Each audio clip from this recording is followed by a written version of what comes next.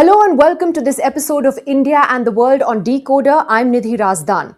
We are at a complete stalemate in the US war with Iran. There have been conflicting signals yet again from Donald Trump about whether or not a deal will be struck.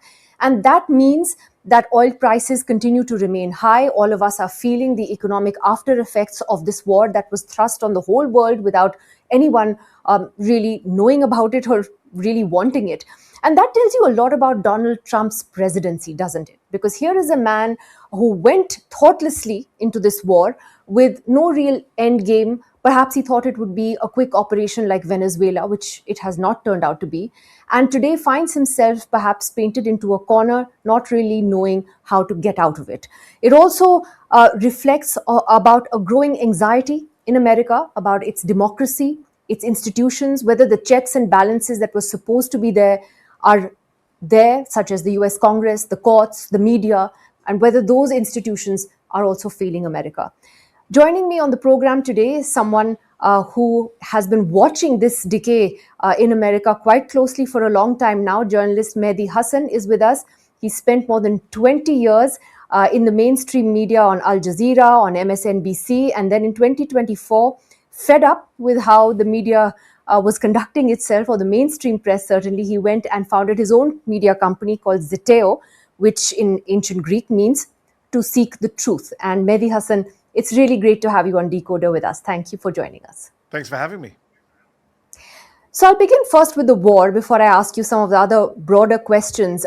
You know, as we were beginning this program, I was reading that perhaps there's been a fresh exchange of fire between US and Iranian forces, complicating an already very, very complicated situation as far as a peace deal is concerned. Would you agree with the assessment that I made at the beginning of the show that the US president has painted himself into a corner and just doesn't know how to get out? Oh, 100%. I think you're spot on. He had no idea what he was doing when he went into this war. He was persuaded by Benjamin Netanyahu in the Situation Room of the White House, who he visited Donald Trump and told him this would be easy. This would be over in days, and Donald Trump loves easy wins. As you mentioned also in the introduction, Venezuela was very much on his mind. On January 2nd of this year, he went into Venezuela briefly, right, in a matter of hours. His bombing campaign and special forces, etc., took out Maduro, the president of Venezuela, and his wife, and brought them, hooded and handcuffed back to the U.S. for a trial in New York. And Trump bragged about it on TV. He did interviews where he said, this was great. It looked like an action film. And this is a kind of simple man-child approach he has to geopolitics. And he thought, well, this could happen again in Iran. And he would be a world historic figure who got rid of the Ayatollah. And of course, they did kill Ayatollah Khamenei, the supreme leader of Iran, on day one of the war. But he was replaced by his son. So Trump replaced Khamenei with Khamenei, another, backfired move. Clearly, he didn't know any of this stuff. And by the way, Donald Trump, who hates to admit when he's wrong, has admitted multiple times in recent weeks, well, I didn't know that they were going to hit the Gulf states, even though the rest of us knew that was what was going to happen, even though the Iranians have made it clear for years that was what was going to happen. So it's amazing that the President of the United States can go on TV and say, I didn't know they would hit the Gulf like this. I didn't know they would react like this. I didn't know they would shut the Strait of Hormuz like this. And he has painted himself into a corner because the Strait of Hormuz was open before this war. And if he comes back and says, well, I opened the Strait of Hormuz, how is that a victory? That's just back to what was already the case before you started your war. But at this point, what do you think is a realistic way out that, particularly for Trump, who, as you said, doesn't like to be told that he's wrong? And what is, in your view, a realistic face saver that gets the rest of us out of this mess? Because we didn't ask for this.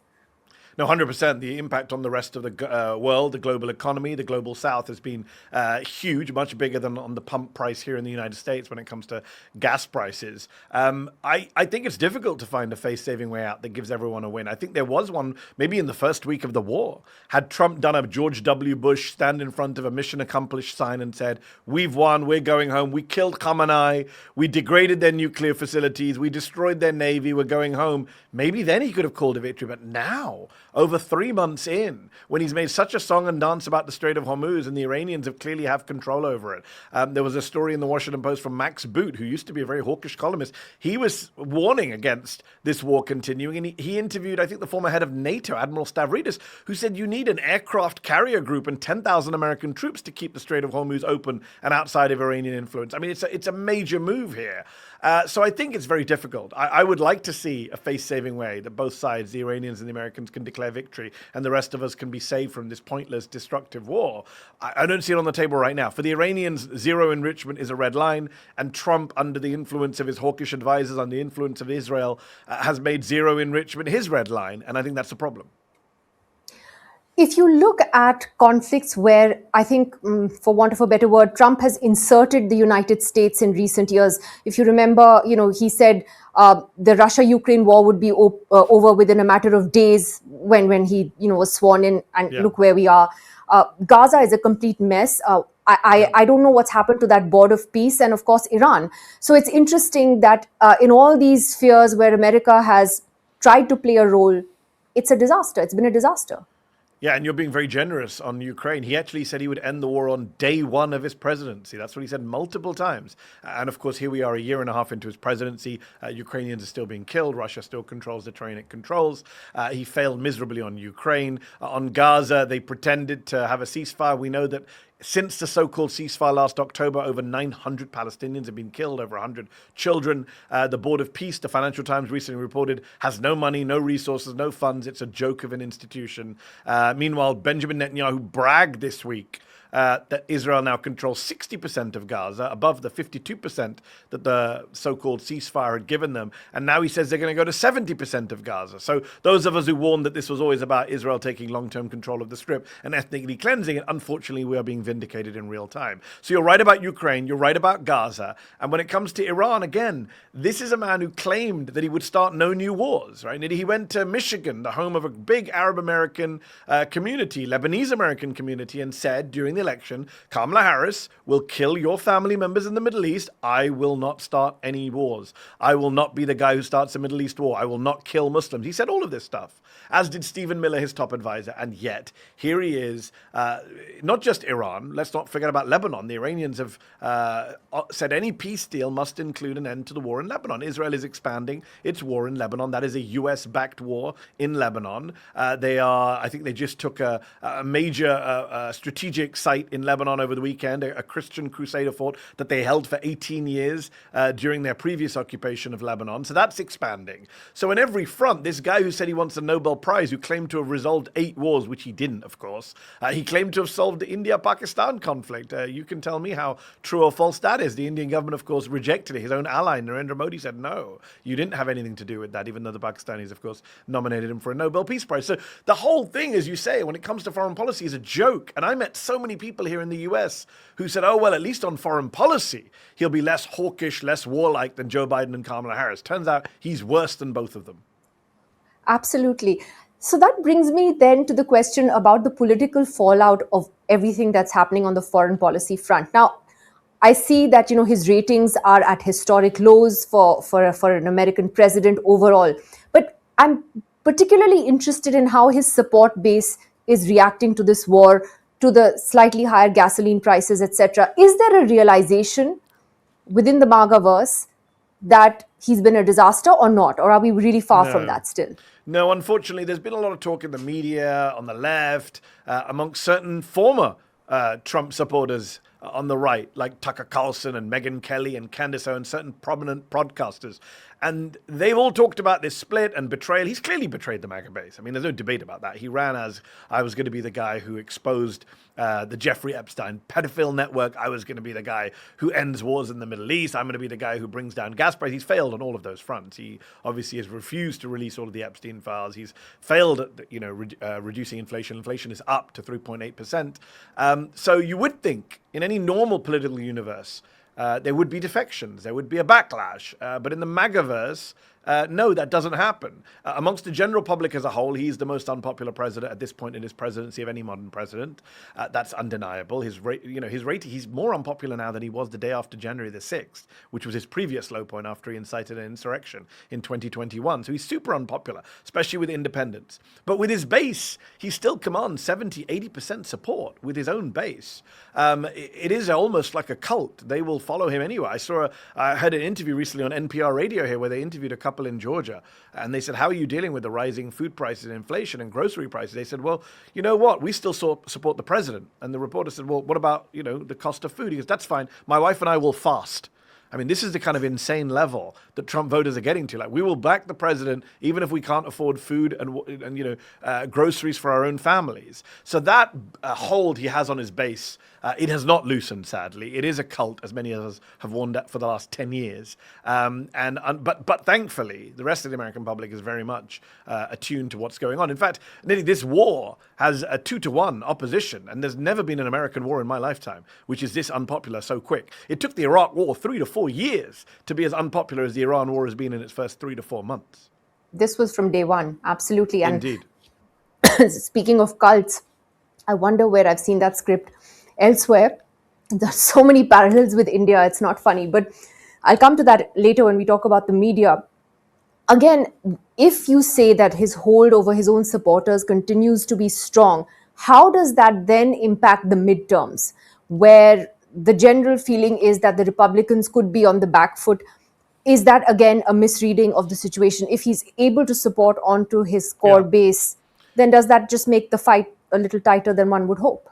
Yeah, yes and no. So it's no in the sense that his poll ratings are not strong enough to protect his party in the midterms. Most sitting presidents take a defeat 2 years in when these midterm elections happen. That tends to be the case. Ironically, the one president who didn't get heavily beaten in the midterms was Joe Biden, which is why he stayed on to run for a second term. If he'd been heavily beaten in the midterms, maybe the Democrats would have replaced him much earlier. But most presidents get heavily defeated in the midterms in the House and Senate, in the two chambers of Congress. Trump is also heading, according to the polls, for a defeat in the House and even the Senate, where before he had looked pretty strong. The Republicans looked like they had a pretty strong defense in the Senate. Now it looks like they may lose both houses. But here's the asterisk, here's the caveat, here's the but. They are doing everything they can to try and rig these things so that it becomes much harder for Democrats to win. So, for example, they are redistricting, they are gerrymandering seats across the country in states like Louisiana. They are basically redrawing the maps to cut out Democratic seats. And people abroad never quite understand how bad this is, because in India, in the UK, in France, in Germany, in Canada, in most mature democracies, independent commissions draw up the seats and the boundaries. In the United States, politicians get to draw up the seats and the boundaries. Politicians get to choose their voters. Voters don't choose their politicians. Politicians choose their voters. It's a very strange system. That is what the Republican Party is doing now, aided by the Supreme Court, which is filled with Trump supporters. So they're redistricting to give themselves an advantage. And then they're doing things like they refuse to rule out that they will send ICE agents, these federal immigration agents, these masked thugs who've been doing so much violence on the streets of the US, killed 2 American citizens this year. They're refusing to rule out sending ICE agents to the polling stations in November. And we all know what that will do. That will intimidate voters, especially black and brown voters who are trying to vote for the Democrats. So they are trying to do everything they can to make sure that even though the polls show they're on course to lose these elections, they don't actually lose these elections. Again, I see so many parallels with India. Yes. And by the way, even in India, there has been an attempt. It's happened in a couple of states where, constituencies have been redrawn by so-called independent commissions, but they're not entirely so, unfortunately, and they can't even be challenged in court. But that's another story. Here's what's striking interesting. similarities. But here's what's interesting. I say this to a lot of people as someone of Indian descent, someone from my parents from the subcontinent. I often say a lot of times here in the US, like the corruption that we see in the United States right now, the election rigging attempts we see in the United States right now, the authoritarianism we see in the States right now, it's even worse than in India or Pakistan or Bangladesh, because at least on the subcontinent you try and hide it, right? You just said so-called independent commission. At least they pretend. At least the bribery goes on behind the scenes. Here in the US, everything is happening out in the open. It's so brazen it would make Indian Pakistani politicians blush. I don't know. It might be better actually for it to be brazen than for some countries to call themselves democracies, maybe. But coming to that, then about the wider question of American democracy itself, it's been I think exactly 2 years since you founded your own media venture, Zeteo, and you had a long stint in the mainstream media, as did I, and so many of my colleagues who were in NDTV. Again, the parallels are very striking. What was the breaking point for you at that time? And have you seen things get worse within the mainstream space in these last couple of years? Yes, so a couple of things. For me, the breaking point was Gaza. The refusal to call a genocide, the pro-Israel bias of the mainstream media in the United States and the UK, the inability to platform Palestinian voices, the censorship, the self-censorship, the suppression, the bullying, the lobbying, for me, that was the breaking point. But there were other issues as well. When I launched Zeteo, I said we're not going to be afraid to say the G word or the F word. The G word being genocide, the F word being fascism. I think the US liberal media even was very afraid to say what was happening on the right. At the time, in 2024, Donald Trump was running again, and people would not call him the fascist he has proved to be in office. So for me, it was very much taking a stronger stance on genocide abroad and fascism at home. Those were the two main reasons that I started Zeteo, and that is what we've covered, and that's why we've been a success, because we've been quite outspoken and blunt in what we do, and people have appreciated a media outlet that doesn't patronize the viewers or the readers, that doesn't hide behind lazy euphemisms and both sides coverage. I think people want that now, both in the US and around the world, clearly in places like the UK and India as well, where we have many subscribers. In terms of the actual mainstream media and what's happened since I left NBC and MSNBC, it's become much worse across the board. You look at what's happened to CBS News, one of the biggest news brands in America. It's been taken over by a man named David Ellison, the son of Larry Ellison of Oracle. Many Indians may know that name. David Ellison is one of the richest men in the world, the son of, I think, the third or fourth richest man in the world. He and his father are the biggest private donors to the Israeli military in America. They are pro-Trump billionaires, and they've taken over CBS News, and CBS News, as everyone has pointed out, as people who have quit have said, has become more pro-Trump and more pro-Israel. It's happened in front of our eyes in the matter of months. 60 Minutes, the most famous news brand in America, is being gutted from the inside for running a story that was criticizing Trump on his detention center in El Salvador, that he had sent migrants to a detention center in El Salvador. They censored that report. It was a huge controversy here. And one of the reporters who was just fired from 60 Minutes has come out on the record and said there was an insertion of political bias into our reporting. There was an insertion of a pro-Trump view into our reporting. That's been made very clear. So it's very sad to see. Forget Fox. We already know that Fox is a far-right, a pretend media organization that carries Donald Trump's water, that engaged in election denial. That's the problem. Established, like the Washington Post as well. The Washington Post, owned by Jeff Bezos. It was owned by Jeff Bezos in the first term, but in the first term, Jeff Bezos was not an ally of Donald Trump. Now he's a close ally and friend of Donald Trump. He hangs out with Donald Trump. His Amazon company paid millions for this ridiculous documentary about the First Lady, Melania Trump. He's not hidden his biases. So again, you have Mark Zuckerberg at Meta, who used to be a Trump critic, now a big Trump fan. You have Jeff Bezos, who used to be a Trump critic, now a big Trump fan. And of course, you have the Ellisons taking over CBS, and possibly soon CNN will also be under Ellison ownership. And TikTok already is partly under Ellison ownership. So look across the media, look across Facebook, look across Instagram, look across Twitter and Elon Musk, look at TikTok and the Ellisons, CNN, CBS, Fox. You do have a very Indian situation where billionaires who are close to Donald Trump, are close to the ruling government, ruling party, are controlling the media. And I have sat here in the US and tried to tell complacent colleagues of mine in the media, tried to tell the Democratic Party, look at what happened in India. Look at what happened to NDTV. Look at what happened in Hungary. Look at what happened in Turkey with Erdogan. This is not new. Right? The real threat to the free press is not tanks rolling into a newsroom and journalists being rounded up at gunpoint. It's billionaires friendly to the government quietly, or sometimes not so quietly, taking over media outlets and making sure that they just sing the government line. How, if I could ask, for your news organization, what is the pushback? Since you have such a clear stand on issues and your politics, what is the pushback like from the establishment, from the White House in particular? How difficult is it, just for access? Now, I know there's a whole controversy about access journalism, but access does become important when you're trying to, let's say, report on the White House. So what have you seen has been the backlash to that? So obviously we've been heavily criticized by people in the Republican Party, by this White House. The White House often attacks me and Zeteo by name. They're not fans of us, you'll be shocked to hear. And Republican members of Congress have become even more racist and Islamophobic and unhinged. Many of them have called for me to be denaturalized and deported. I'm a US citizen. I've been a citizen since 2020. They want me denaturalized and deported like Zoran Mamdani. So that's the kind of racist authoritarian rhetoric you get from people in power. What's interesting is we hired Swin Subsang from Rolling Stone magazine to be our senior political correspondent last year. He has great contacts in the Trump administration. He wrote a book about the first Trump term. And I jokingly said to him, nobody's going to talk to you once you come to work for us as Zeteo, but he still breaks lots of stories. A lot of people in the Trump administration and the Trump orbit still talk to him. And I ask him, how is it they still talk to you? And he says, because that world is a crazy world where everyone hates each other. Everyone's trying to screw each other over. Everyone's holding a gun to each other's heads. And so they're happy to brief reporters with their opinion of what's going on inside that weird, crazy, chaotic world. And by the way, on Iran, many people are leaking even to left-wing and liberal media from inside the Trump administration because they want to stop this war. Many people around Trump, ironically, do not support this war. They think it's crazy. Some of the MAGA people in the administration, they see it's a disaster. They're like wondering, why is Trump not focused on issues at home? Why is he throwing his own party under the bus prior to the midterms? They want him to stop. So they're happy to talk to media in the Washington Post, in the New York Times, at ABC, et cetera, at Zeteo, because they're trying to get their narrative out as well. They know that Donald Trump is a massive consumer of media. So when you try and persuade the president, you don't do it by going into the Oval Office and talking to him.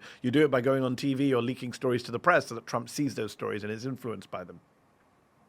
What would you say to those who accuse you of, of bias on the other end? To use the words that we often get tagged with, you're too lefty, too liberal. Yeah. We called urban Naxals in this country, which is, you can Google that. That's another term altogether. But how do you respond? Because you said an interesting thing about both sidism. Yes. When we grew up and trained to be journalists, we were always taught, tell all sides of the story, yes. let the viewer decide, let the reader decide. But yes. I personally think those days were over years ago. They're long so, gone, I mean, how do you respond to that criticism that you are just so anti-Trump that why should we think that your reporting is objective? No, it's a great question. A lot of right-wingers do that in bad faith. I mean, I think, well, look, it's much easier when it comes to Trump, I'll be honest with you. When it comes to Trump, it's so blatantly obvious what is happening, and the polling shows that, is that it's not hard for me. When I go out and say Donald Trump lies, it's not like the old days where you say, oh, you can't say the president lies. I mean, it's obvious to anyone with eyes and ears that he lies every day. He just said yesterday. He just did an interview on the weekend, where he said, I left the Iranian military alone. I left them alone. We haven't destroyed them because we left them. They're a moderate force. 5 minutes later in the same interview, he said, I destroyed the Iranian military. So it's very hard to point out, well, look, this is a man who completely contradicts himself. He lies with every breath. I think the media was very reluctant to say the L word, lies, and I think has become less reluctant in recent years. Look, my position, but I think it's much more difficult with, for example, Israel-Palestine, where the pro-Israel side has been very good at pointing out that, you must always, quote every Israeli denial and take every Israeli spokesman and all Palestinians are Hamas and all that nonsense. And I think that's been very invidious and very dangerous over the last couple of years. For example, genocide. If any other country was doing what Israel was doing, when it comes to Russia and Ukraine, we're very clear about who is the bad guy and who is the good guy. We're very clear, the media in the West, about the war crimes that Vladimir Putin is committing. When it comes to Israel, it's always like, oh, we don't know who did this. This hospital just blew up. We don't know who's responsible for it. We take away agency from Israel. We often, so all of that is a real problem. But look, my position is very simple. My biases are open and clear for everyone to see. That doesn't mean what we do is biased. That means that what we do is we search for the truth, but we don't hide our own politics in it. We don't hide where we're coming from. And I think that's a much more honest approach than people who pretend to be impartial, but actually are basically right-wing. You look at a lot of our media, look at CBS News, I mentioned right now, pretends to be impartial, but is clearly pro-Trump. We're very anti-Trump. We made that very clear. But our reporting stands or falls on the truth of the reporting, on the facts of the matter. We have a very strong fact-checking. At Zeteo, we have legal advisors who give us advice so that we're not doing defaming anyone. We are a very serious professional mainstream media organization, and we get judged on what we produce. We've had award-winning coverage. We've produced a documentary that, investigative documentary that found out who killed Shireen Abu Akleh. So, I'm always reminded, I said this many times, I'll say it again to Indian viewers, the job of a journalist, when someone says it's raining outside and someone else says it's not raining outside, the job of a journalist is not to say person X says it's raining, person Y says it's not raining. Make your own mind up. Exactly. The job of a journalist is to open up the window, look outside and see if it's raining or not. And I think that is what's happening right now. It's our job to say, what's happening in Gaza? That's a genocide, according to most genocide scholars and human rights groups. Our job is to say Donald Trump is violating multiple amendments of the Constitution every day. Supreme Court, courts are ruling against him every day. It's our job to say that and then actually explain the implications of that. Not just to sit on the sidelines and say, oh, well, Trump says this and Democrats say that. By the way, CBS, when it was taken over by the Ellisons, one of the most egregious things it did on the anniversary of the January 6th attack, it said, well, the Democrats say Trump did this and Trump says he didn't do that, even though we all have eyes and ears and saw what Trump did on January 6th. They even both sides January the 6th. So when you get to that point, you're wondering where is news and where is propaganda? And some of us who believe in journalism, who believe in news, who believe in the truth, have to stand up to that propaganda no matter what the personal professional cost is.